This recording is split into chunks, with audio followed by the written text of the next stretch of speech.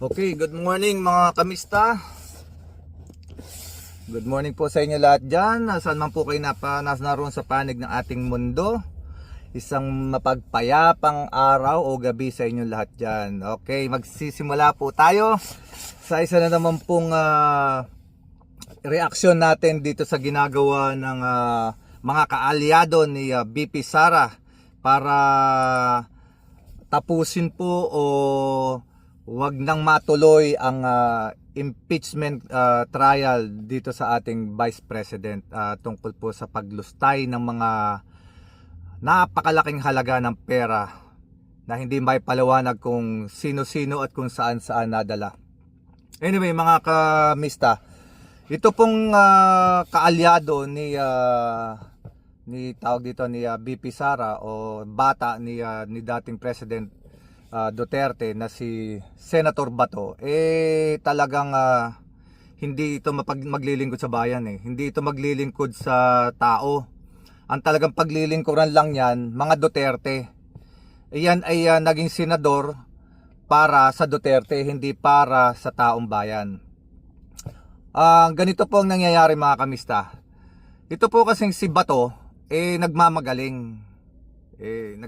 Wala naman din tong alam sa batas, hindi naman to nag-aral ng batas sa totoo lang. Gusto niyang gumawa ng isang resolusyon para mahinto na at hindi na matuloy ang impeachment trial dito sa ating Vice President. Ang talagang problema rito hindi natin maintindihan mga kamista. May tinatago ba na sekreto na ayaw nilang mabuko kaya ayaw nilang ituloy itong impeachment trial na ito sa ating Vice President? Tumatanaw ba ng utang na loob? Mukhang lahat yata nagsisilbi lang para sa Duterte, itinatago ang mga dapat itago, tumatanaw ng utang na loob. Which is talo tayong mga mamamayan ng Pilipinas. Talong-talo dahil hindi sila naglilingkod at hindi sila nagtatrabaho para sa bayan, hindi sila nagtatrabaho para sa mamamayan. Pero anyway, mga kamista, yan po ay sinupalpal ng dating Chief PNP rin na si Senator-elect Panfilo Lacson. Dati na itong senador at dati rin po itong PNP Chief of Staff. Ang sumupalpal po dito kay Bato ay dating senador, dating PNP Chief of Staff. At sa tingin ko, mas may utak ito kasi ito naging Chief PNP dahil sa magandang performance. Naging senador on his own, hindi umasa sa tulong ng presidente para maging senador dahil ginusto ng mga tao to, kaya ito naboto.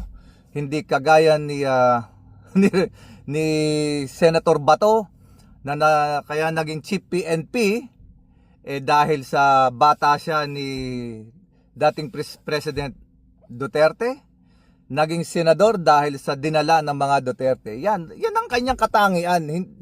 Hindi siya naging Chief PNP at hindi siya naging senador dahil sa kanyang kakayanan. Yan po ang katotohanan dyan. At ito nga pong si Bato, si Senator Bato, gusto niya mahinto na po itong impeachment trial. Pero ito po ay binatikos, sinupalpal, binutata at ipinamukha ni Senator Panfilo Lacson na hindi po ito approve sa kanya. Basahin natin. Ito ay galing sa Abante News Online. Hindi approve kay Senator-elect Ping Lacson ang kumalat na draft Senate resolution ni Senator Bato de la Rosa na naglalayong ideklarang de facto dismiss ang impeachment case ni Vice President Sara Duterte sa 19th Congress. Alam niyo po mga kamista, ito pong si Bato, talagang atat Atat siya na mapigil, mahinto yung itong impeachment trial kay VP Sara. Di po ba sila noon, wala silang ginawang ipamukha sa lahat ng kanilang kalaban na kung wala namang kasalanan at wala namang ginagawa, bakit hindi nila harapin ang kanilang mga kaso? Sa nangyayari po ngayon, yung kanilang mga pinukol sa kanilang problema at kaso nila ay hindi nila kayang harapin. At ang ginagawa nila ay puro pambabraso para huwag na lamang matuloy yung impeachment trial dito kay Sara Duterte. Pero alam nyo mga kamista, bakit ko nasabing walang alam sa batas itong si Senator De La Rosa? Ito si Senator De La Rosa, gusto niyang gumawa ng resolution pero ito po hindi naaayon. Bilang isang legislative body na Senate ay wala silang karapatan para pigilin or ihinto or ibasura ang isang impeachment trial sa isang impeachable na opisyal ng bansa. Meron po tayong tinatawag na writ of mandamus. Napakahirap nga lang pong i-explain ito. Wala ho akong kopya. Pero kung inyo po itong i-google, kung inyo po itong i-search sa Supreme Court kung ano pong ibig sabihin ng writ of mandamus, ito po ay isang batas na maaaring ipatupad ng Supreme Court para utusan ang Senate na tapusin ang kanilang trabaho at hindi ibasura or ipasa sa anumang agency ang pagtapos ng isang impeachment trial. Ito pong writ of mandamus ay immediate ito na ipinatutupad ng Supreme Court sa isang government agency para tapusin ang kanyang trabaho katulad po ng Senate. Ito po ay pwedeng i-file. Medyo maasalimuot po, pakinggan nyo lang po mabuti. Medyo maasalimuot po ito. Ito pong writ of mandamus, dahil sa ginagawa po ng Senate ngayon ng mga kaalyado, mga bata nitong si Duterte para mahinto itong trial, para maibasura, ay alam nyo po, itong mga prosecutor ng nasa Congress, magagaling na lawyer to. Ito po ay hindi naging prosecutor ng basta-basta na lamang. Magagaling na abogado. Hindi lang basta abogado, nag-aral po sila at pumasa ng bar para maging isang abogado. Ano ba naman itong mga nagsisipag-submit ng resolution para ibasura itong kaso ni BP Sara? Nakapag-aral ba ng batas? Nag-aral ba sa law school itong si Bato? Pumasa ba sa bar itong si Bato? Wala yon mga kamista. Wala siyang nagawa doon. Kaya yung ginagawa niyang resolution, haka-haka niya yon. Hindi niya alam yung ginagawa niya dahil hindi niya alam na may mga batas na po pwedeng supalpalin yun. At itong mga prosecutor na nanggaling sa Congress na nagsampangan ng reklamo since February 5 nitong taon na to, ay nag-iintay lamang iyan ng susunod na gagawain ng Senado upang gumawa ng hakbang itong prosecutor kung ano ang gagawain nilang next step. Magagaling tong abogadong to at isa dyan ang napipinto nilang gagawain. Kung hindi itatawid ng Senate ang hearing from 19th Congress to 20th Congress or kung pipilitin nila itong i-delay or ibasura, ang gagawain po ng Congress ng mga prosecutor, magsasampa po iyan ng ng kanilang complaint sa Supreme Court. Itataas po nila ito at hihingi sila ng writ of mandamus para magbaba ng order ang Supreme Court na tapusin po ng Senate ang kanilang trabaho dahil ito po ay immediate. Hindi po nila pwedeng balewalain yun. Pag binaba po ng Supreme Court ang writ of mandamus para tapusin ng Senate ang trabaho, wala po silang magagawa. That is the higher court. Hindi po pwedeng sabihin ng Senate na discretion po namin ito. No. Hindi po discretionary ang impeachment trial. Hindi po discretion 'yon ng Senate at hindi po discretion 'yon ng isang senador. Yun po ay kailangan nilang gawain, tapusin. Ito kasi si Bato atat ito na putulin na lang yung yung process. Sinisira nila yung mga kaalyado ni Bato na pinipigil itong impeachment trial ay sinisira po nila itong ating saligang batas. Sinisira nila ang proseso ng batas. Pero kung maliit na tao lang yan si BP Sara, kung wag na natin banggitin yung ano pa, pero kung iyan lang ay maliit, wala na, tapos na. Wala nang ganyan-ganyan. Sasabihin nila, okay, tuloy ang hearing, tapos sisintensya na nila. Kaso, siyempre, malaki utang na loob nila rito sa mga Duterte. Alam nyo na kung bakit. Hindi ko na iisa-isahin pa. At hindi ko na sasabihin kung ano pa, dahil matatalino naman kayong mga tao na nanonood sa akin ngayon. Alam ko na alam ninyo ang tama at alam ninyo ang mali. So mga kamista, ito po talagang si Bato may pagka-impacto. De facto kasi yung inaano niya inaano niya yung sinasabit niya de facto daw po. May pagka-impacto rin talaga to si Senator Bato Hindi niya kasi naiintindihan yung ginagawa niya bilang isang mambabatas. Kaya po mga kamista, alam nyo, natatawa nga ako bakit ba nanalo tong si Bato? Ano ba talaga nagawa nito?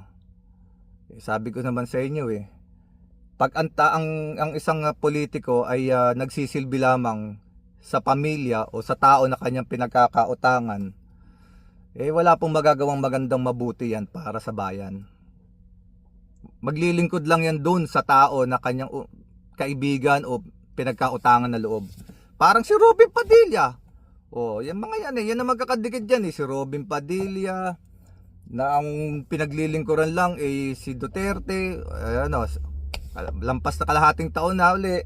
Kalahati na yung termino niya, wala pa rin siyang nagagawa. Ni isang batas, wala pa siyang naipapasa. Meron siyang nirekomenda, andun, nakabinbin. Ayaw niyang ipursiging matapos. ROTC, puta naman Para namang siya nakapag-ROTC. Pag yung ROTC na yan na pinupukol ni Robin Padilla, kahit na walang ROTC, pag dumating talaga ang panahon ng krisis na nagkaroon ng gera, ang tao hahawak ng baril yan para lumaban doon sa kalaban ng bayan. Anak ng patola balik tayo kay Bato at saka kay BP Sara. Alam niyo mga kamista, ganito lang pasimplihin na lang natin. Kung talaga na sila ay sincere na patunayan na walang kasalanan si BP Sara, ituloy ang impeachment trial, ipakita sa taong bayan na hindi sila ang Diyos at hindi sila ang masusunod para sa gusto nilang mangyari. No one is above the law. Tandaan niyo po mga kabista, no one is above the law. Hindi po pwede na itong mga senador na ito ay sila ang nasa taas at nagdidikta ng batas. They should follow the rule of law. Everyone should follow the rule of law. And no one is above the law.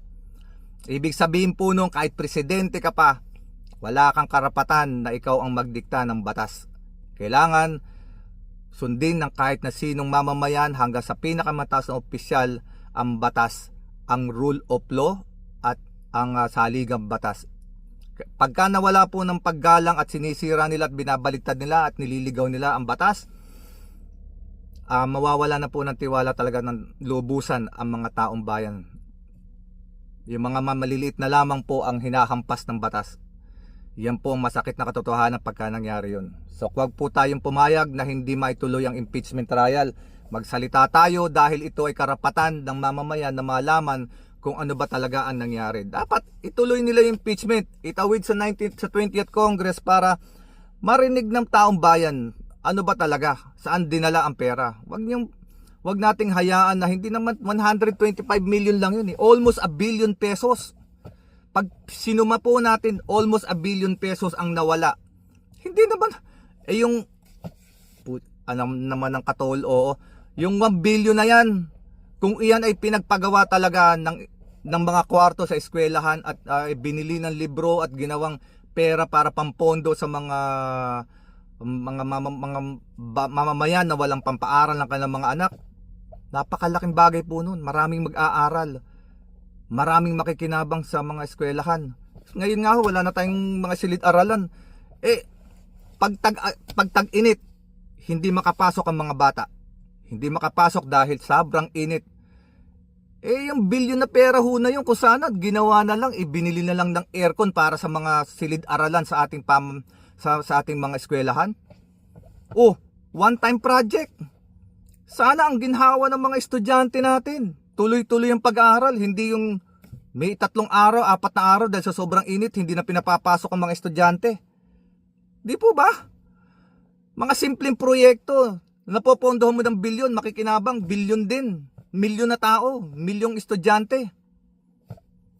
So, kung talagang ayaw nilang maparusahan si VP Sara, itawid nila sa 20th Congress, o tsaka sabihin nilang not guilty. Hindi yung puputuli na lang kagad nila na no impeachment. Maling-mali. Ay nako mga kamista, pasensya na kayo, nakakapanggigil kasi itong mga mambabatas na to, bumubutas lamang ng upuan. Nagsisilbi lang sa isang tao, sa isang pamilya. Nakakahinanakit kasi nakaupo sila dyan para pabutihin, pagandahin ang pamumuhay ng mamamayang Pilipino sa paggawa ng batas. Batas na para makabuti sa tao, para guminhawa ang buhay ng tao, ng mamamayang Pilipino. Pero ang masakit na katotohanan sa ngayon, nandyan sila para magsilbi lamang sa isang pamilya. At wala silang kahihiyan. Ang kakapal na muka, harap-harapan. Sa TV, sa social media, ipinamumukha nila sa tao na sila ang mataas, sila ang nasa itaas, sila ang magbabaluktot ng batas. Walang paggalang sa saligang batas. Yun po ang ginagawa nila mga kamista. Anyway mga kamista, hanggang dito na lamang at sa susunod nating reaksyon. Tayo ay Pilipino, nagre-react lamang tayo sa nangyayari sa ating bayan. At naghahangad tayo ng masaganang pamumuhay, maayos na pamumuhay at may takot sa batas ang lahat. Magmula pinakamaliit na mamamayan hanggang sa pinakamataas na nanunungkulan. Na sana irespeto ang ating saligang batas. Rule of law po mga kababayan, mga kamista. No one is above the law. So hanggang sa muli mga kamista, panindigan po natin ang tama, talikuran at iwaksi ang mga maling gawain sa ating lipunan. Pag may ginawang tama ang ating mga politiko ay atin po silang palakpakan, purihin. Pero pag may mali po silang ginagawa, atin po silang punahin para malaman nila na ang tao at ang mamamayan ay hindi natutulog at hindi sila pababayaang maghasik ng hindi maganda. Okay mga kamista, hanggang sa muli. Napainit ng konti yung ating usapan dahil nakapanggigigil talaga itong kalbo na nasa Senado. Ewan ko kung ano laman ng ulo na yun. Mukhang pag sumigaw ka, umi-echo. Pag sinigaw mo yung kabilang tenga nun, sigurado nag-e-echo yun. Anyway mga kamista, hanggang sa muli, maraming salamat po sa panonood. Please subscribe, like, and share. At kung meron po kayong gustong topic na pag-usapan natin, na reaksyonan, paki-comment lamang po. At pasensya na po, hindi ako nakakapag-reply sa mga comments po ninyo, pero nababasa ko naman po. Kasi may trabaho din ako. Kaya nga po hindi ako nakapag-vlog din araw-araw. Minsan kasi ang trabaho ko is diretso na naka-duty ng 3 days, 2 days straight yun sa trabaho. So anyway mga kamista, mabuhay po kayo at saan man po kayo nasa panig nating mundo, isang mapagpayapang gabi o umaga o araw sa inyong lahat dyan. Pagpalain kayo ng Panginoon, mabuhay po kayo at lagi kayong mag-iingat. At sa lahat ng ating kapatid na Muslim, Assalamualaikum, peace be with you all.